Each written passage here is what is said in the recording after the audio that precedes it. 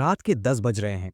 समंदर के किनारे एक ऐसा मैंशन है जो किसी रोमन एम्परर के महल से कम नहीं लगता। हवा में महंगी सिगार का धुआं है। दुनिया की सबसे महंगी विस्की द मैकेलन 1946 पानी की तरह बह रही है। स्टेज पर दुनिया का मशहूर pop star Enrique Iglesias live perform कर रहा है। सिर्फ इस एक परफॉर्मेंस के लिए उसे $500,000 यानी कि करोड़ों रुपए दिए गए हैं। गेस्ट्स की लिस्ट में बॉलीवुड के ए लिस्टर्स, क्रिकेट के लेजेंड्स और कॉर्पोरेट इंडिया के टाइकून्स शामिल हैं। ये कोई अवार्ड फंक्शन नहीं है, ये एक बर्थडे पार्टी है। विजय माल्या अपना 60th बर्थडे मना रहे हैं। वो स्टेज पर चढ़ते हैं, गले में मोती सोने की चेन्स, हाथ में डायमंड की अंगूठियां और चेहरे पर वो ट्रेडमार्क स्माइल। लोग चीयर करते हैं, लॉन्ग लिव द किंग। आतिशबाजी यानी फायरवर्क से गोवा का आसमान रंगीन हो जाता है। खर्चा 20 करोड़ रुपीस सिर्फ एक रात में। लेकिन इस चमक धमक के ठीक बाहर, गेट के उस पार एक अलग दुनिया थी। उसी वक्त हजारों किलोमीटर्स दूर किंगफिशर एयरलाइंस के employees, pilots, engineers, ground staff भूख हड़ताल पर बैठे थे। उन्हें पिछले 18 महीने से सैलरी नहीं मिली थी। एक इंजीनियर की वाइफ ने सुसाइड कर लिया था क्योंकि घर में खाने के पैसे नहीं थे। बैंक्स, एसबीआई, आईडीबीआई जो इस पार्टी का पैसा मांगने आए थे, उन्हें गेट से भगा दिया गया था। ये रात इंडिया की कॉर्पोरेट हिस्ट्री की सबसे शेमलेस रात मानी जाती है। ये वो मोमेंट था जब the king of good times ने दुनिया को दिखाया कि वो रियलिटी से कितना दूर जा चुका है। 3 महीने बाद वो देश छोड़कर भाग गए। वेलकम टू शून्य पॉडकास्ट। आज हम बात करेंगे इंडिया के सबसे फ्लैम्बॉयंट और कंट्रोवर्शियल टाइकून की। लोग उन्हें चोर कहते हैं, लोग उन्हें भगोड़ा कहते हैं, लेकिन एक जमाना था जब लोग उन्हें इंडिया का रिचर्ड ब्रांसन कहते थे। आज हम विजय माल्या की कहानी को सुपरफिशियल तरीके से नहीं देखेंगे। हम डिकोड करेंगे उनके ब्रांडिंग जीनियस को। कैसे उन्होंने एक बैंड प्रोडक्ट यानी अल्कोहल को इंडिया का सबसे बड़ा लाइफस्टाइल ब्रांड बनाया। कैसे उन्होंने किंगफिशर को क्रिकेट, F1 और फैशन से जोड़ा। और फिर कैसे उन्होंने एक ईगो ट्रिप के लिए अपना पूरा एम्पायर जला दिया। ये कहानी शुरू होती है एक डेथ से। एक ऐसी मौत जिसने एक 28-year-old प्लेबॉय को रातों रात इंडिया का सबसे बड़ा लिकर बैरन बना दिया। Chapter 1, the miser father and the playboy son, the origin. Vijay Mallya को समझने के लिए हमें उनके पिता विट्ठल माल्या को समझना होगा, क्योंकि विजय माल्या अपनी पूरी जिंदगी अपने पिता का एंटीथीसिस बनने में निकाल दी। विट्ठल माल्या यूबी ग्रुप के फाउंडर एक लेजेंडरी बिजनेसमैन थे, लेकिन वो विजय से बिल्कुल ऑपोजिट थे। वो एक स्ट्रिक्ट डिसिप्लिनेरियन थे। वो फ्रुगैलिटी के लिए मशहूर थे। कहा जाता है कि विट्ठल माल्या जब ट्रैवल करते थे तो वो इकोनॉमी क्लास में ट्रैवल करते थे। वो होटल के रूम में लाइट बंद करते थे ताकि बिजली का बिल बचे। उनके पास हजारों करोड़ थे, लेकिन वो एक साधु की तरह जीते थे। और दूसरी तरफ थे विजय। विजय को बचपन से ही शौक था, तेज गाड़ियां, महंगे कपड़े और हाई लाइफ। विट्ठल माल्या अपने बेटे को कंट्रोल करके रखते थे। उन्हें पॉकेट मनी कम मिलती थी। उन्हें बिजनेस मीटिंग्स में चुप रहने को कहा जाता था। बाप और बेटे के बीच एक कोल्ड वॉर थी। विट्ठल माल्या चाहते थे कि वो दुनिया को दिखाएं कि पैसा खर्च करने के लिए होता है। विजय चाहते थे कि वो दुनिया को दिखाएं कि पैसा खर्च करने के लिए होता है। 1983, the turning point. Vitthal Mallya एक पार्टी में थे। अचानक उन्हें हार्ट अटैक आया और वहीं स्पॉट पर उनकी मौत हो गई। उस वक्त विजय माल्या की उम्र सिर्फ 28 साल थी। इमेजिन कीजिए, एक 28 साल का लड़का जो अब तक सिर्फ फरारी चलाता था और पार्टीज करता था, अचानक उसे इंडिया के सबसे बड़े लिकर एम्पायर का चेयरमैन बना दिया गया। विरासत में मिला चलती हुई ब्रूरीज, फार्मा कंपनीज होस्ट और 100 करोड़ कैश रिजर्व्स, जो 1983 में एक एस्ट्रोनॉमिकल अमाउंट था। कॉर्पोरेट इंडिया ने कहा ये लड़का कंपनी डुबा देगा, इसे बिजनेस की समझ नहीं है, ये सिर्फ पैसा उड़ाएगा। मीडिया ने उन्हें द प्लेबॉय चेयरमैन का टाइटल दिया। लेकिन विजय माल्या ने सबको गलत साबित किया। उन्होंने अपने पहले ही साल में कंपनी का स्ट्रक्चर बदल दिया। यहां हमें मिलता है mental model number 1, consolidate power immediately. Vitthal Mallya के टाइम पर कंपनी डिसेंट्रलाइज थी। अलग अलग मैनेजर्स पावर होल्ड करते थे। विजय ने आते ही सारे पुराने मैनेजर्स को फायर कर दिया या साइडलाइन कर दिया। उन्होंने कहा अब यहां सिर्फ एक बॉस है और वो मैं हूं। उन्होंने यूबी ग्रुप को मॉडर्नाइज किया, कंप्यूटर्स लाए, प्रोफेशनल मैनेजमेंट लाए और सबसे बड़ी बात, उन्होंने कंपनी का फोकस अल्कोहल पर शिफ्ट किया। लोग सोचते हैं विजय माल्या सिर्फ नालायक बीटे थे जिन्होंने बाप का पैसा उड़ाया। गलत। 1983 से 1998 के बीच विजय माल्या ने यूबी ग्रुप की वैल्यू को 10 गुना बढ़ा दिया था। उन्होंने दुनिया की सबसे बड़ी spirits company Berger Paints international arm खरीदने की कोशिश की।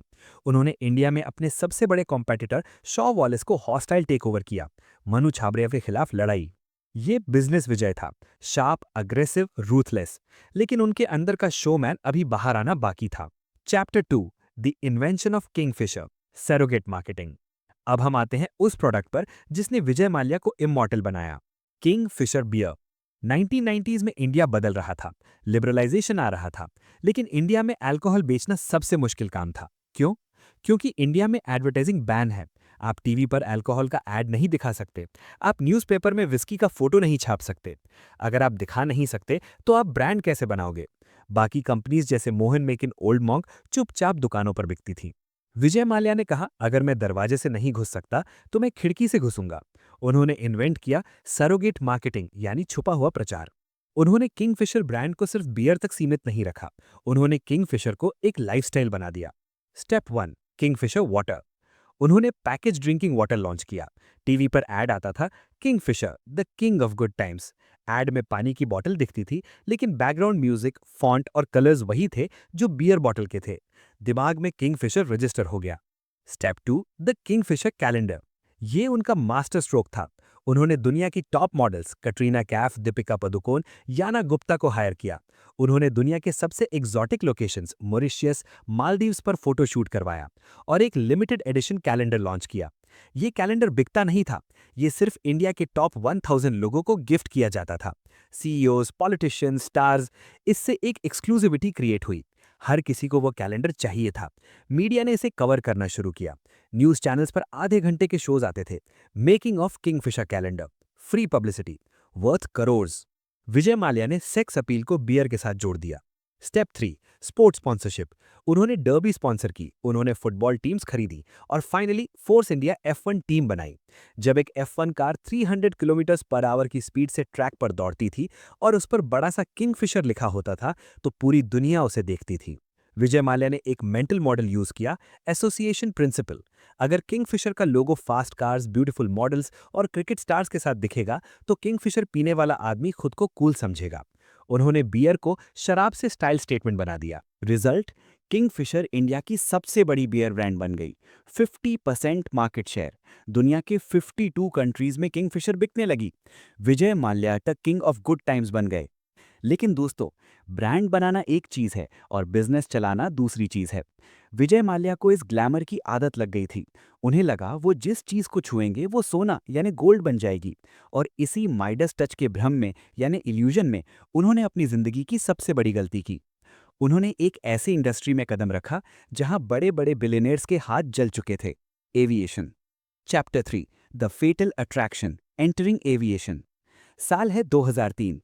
कैप्टन गोपीनाथ यानी एयर डेक्कन ने अभी अभी लो कॉस्ट फ्लाइंग शुरू की थी। नरेश गोयल यानी जेट एयरवेज मार्केट डोमिनेट कर रहे थे।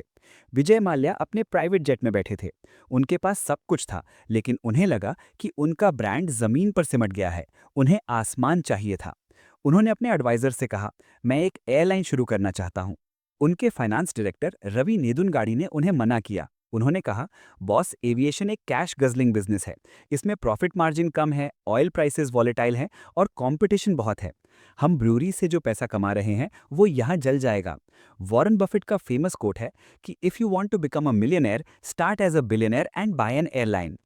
लेकिन विजय माल्या ने किसी की नहीं सुनी। उन्हें बिजनेस नहीं करना था, उन्हें शो करना था।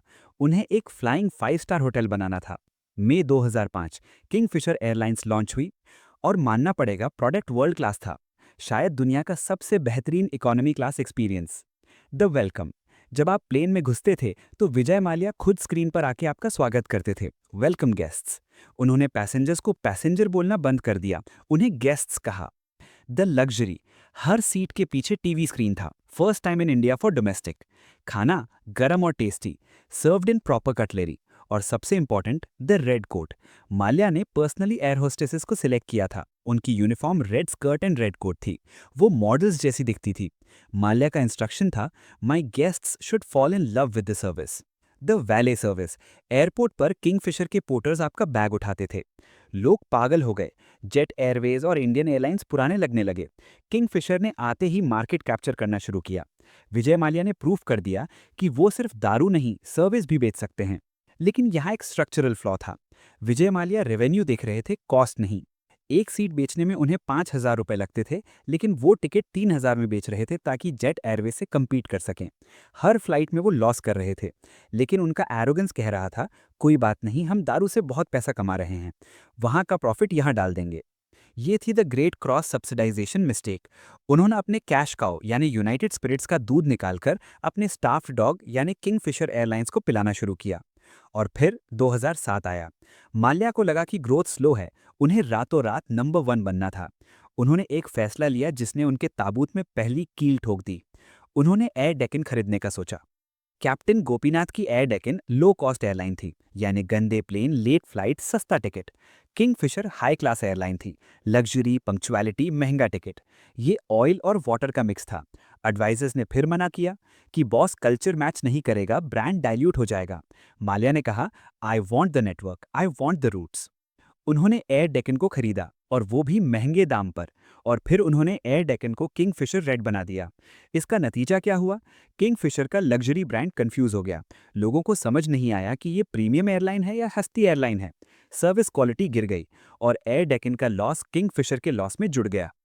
अब किंगफिशर एक ब्लीडिंग एलिफेंट बन चुकी थी, रोजाना करोड़ों का नुकसान। और यहां से शुरू हुआ द बोरोइंग स्प्री, यानी उधार का खेल। Chapter 4, the debt trap, banking on brand not business. अब तक विजय माल्या अपने प्रॉफिट से एयरलाइन चला रहे थे, लेकिन 2008 में ग्लोबल रिसेशन आ गया।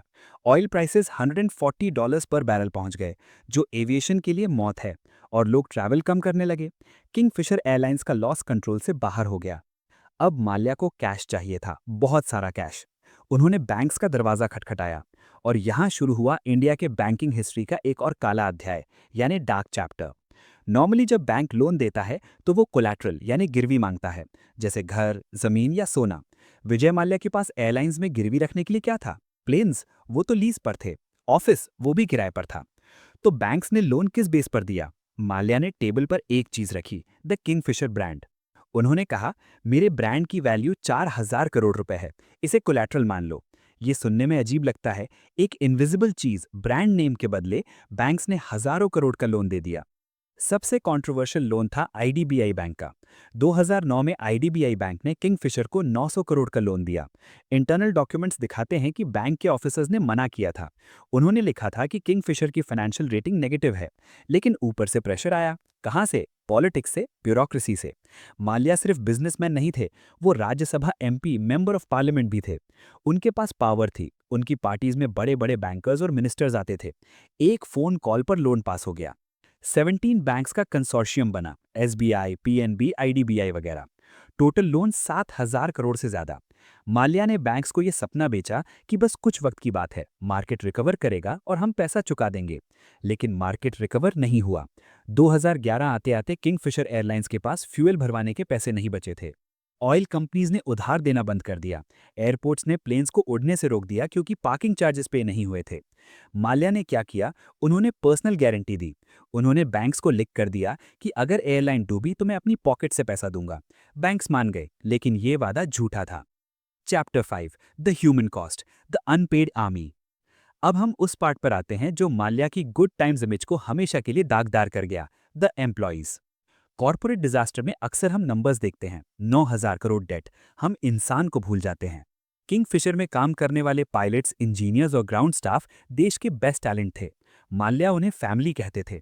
2012 में सैलरी आना बंद हो गई। पहले 1 महीने की डिले, फिर 3 महीने, फिर 6 महीने। माल्या हर ईमेल में लिखते थे, please bear with me, funding is coming next week. वो नेक्स्ट वीक कभी नहीं आया। एक तरफ एम्प्लॉयज के घर में चूल्हा नहीं जल रहा था। एक इंजीनियर की वाइफ सुष्मिता चक्रवर्ती ने सुसाइड नोट लिखा कि मेरे हस्बैंड को सैलरी नहीं मिली, हम कर्जे में डूब गए हैं, I can't take this anymore. ये खबर पूरे देश में आग की तरह फैल गई। और ठीक उसी वक्त विजय माल्या क्या कर रहे थे? वो आईपीएल में रॉयल चैलेंजर्स बैंगलोर को चीयर कर रहे थे। वो मोनाको ग्रां प्री में F1 रेस देख रहे थे। वो किंगफिशर कैलेंडर लॉन्च पार्टीज में शैंपेन उड़ा रहे थे। ये ऑप्टिक्स का डिजास्टर था। अगर माल्या थोड़ी सादगी दिखाते, अगर वो कहते कि मैं भी सफर कर रहा हूं, तो शायद लोग उन्हें माफ कर देते। लेकिन उनका मैसेज क्लियर था, एयरलाइन डूब रही है, मैं नहीं। माई wealth is separate from my company. Public का गुस्सा, आउटरीच बढ़ने लगा। बैंक्स को समझ में आ गया कि अब पैसा वापस नहीं आने वाला। उन्होंने रिकवरी प्रोसेस शुरू किया, लेकिन माल्या होशियार थे। उन्होंने अपनी यूनाइटेड स्पिरिट्स कंपनी, जो असली सोना थी, उसे बेचने का प्लान किया। उन्होंने डियागो, दुनिया की सबसे बड़ी अल्कोहल कंपनी के साथ डील की। डील ये थी, माल्या यूनाइटेड स्पिरिट्स को बेच देंगे, बदले में उन्हें $75 मिलियन यानी लगभग 500 करोड़ रुपए मिलेंगे और वो चेयरमैन बने रहेंगे। बैंक्स ने सोचा ये पैसा उन्हें मिलेगा, लेकिन माल्या ने वो $75 मिलियन चुपके से अपने बच्चों के फॉरेन अकाउंट्स में ट्रांसफर कर दिए। ये बैंक्स के मुंह पर तमाचा था। इस एक्ट ने उन्हें डिफॉल्टर से क्रिमिनल बना दिया। अब ये बिजनेस फेलियर नहीं था, ये मनी लॉन्ड्रिंग और फ्रॉड था। Chapter 6, the great escape, leaving India. March 2016, माहौल गर्म था। बैंक्स ने सुप्रीम कोर्ट में पिटीशन डाली कि माल्या का पासपोर्ट जब्त यानी सीज किया जाए ताकि वो देश छोड़ के ना भाग सकें। डेट थी 2 मार्च 2016। लेकिन बैंक्स और एजेंसी से एक बड़ी गलती हुई, उन्होंने पिटीशन डालने में एक दिन की देरी कर दी। उसी दिन 2 मार्च की शाम विजय माल्या ने दिल्ली से लंदन की फ्लाइट पकड़ी। उनके पास 7-8 बड़े बैग्स थे, जो सफाई में कहा गया कि पर्सनल आइटम्स है। वो जेट एयरवेज की फ्लाइट में बैठे, आयरनी देखिए अपनी एयरलाइन नहीं थी, और लंदन निकल गए। जब अगले दिन सुप्रीम कोर्ट में सुनवाई हुई तो अटॉर्नी जनरल ने कोर्ट को बताया, माय लॉर्ड्स, चिड़िया चुग गई खेत, he has already left the country. देश हैरान था। एक आदमी जिसके ऊपर 9,000 करोड़ का कर्जा है, जो सीबीआई और ईडी के रेडार पर है, वो एयरपोर्ट से कैसे निकल गया? क्या किसी ने उन्हें भगाया? ये आज तक एक पॉलिटिकल मिस्ट्री है। लंदन पहुंचकर माल्या ने कहा, मैं भागा नहीं हूं, मैं तो अपने बच्चों के पास आया हूं, मैं वापस आऊंगा।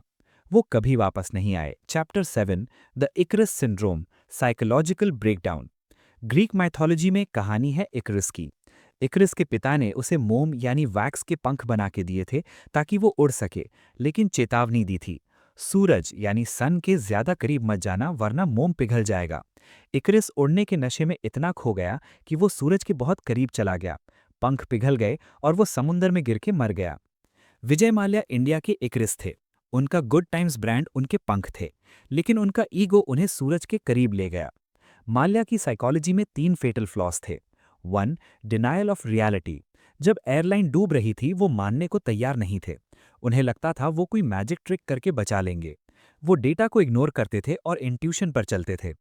2. Identity fusion. वो अपने ब्रांड से इतने जुड़ गए थे कि उन्हें लगा किंगफिशर फेल नहीं हो सकता, क्योंकि मैं फेल नहीं हो सकता। उन्होंने एयरलाइन को बिजनेस की तरह नहीं, एक शौक यानी हॉबी की तरह चलाया। बिजनेस में इमोशन की जगह नहीं होती, लेकिन किंगफिशर इमोशनल डिसीजन था।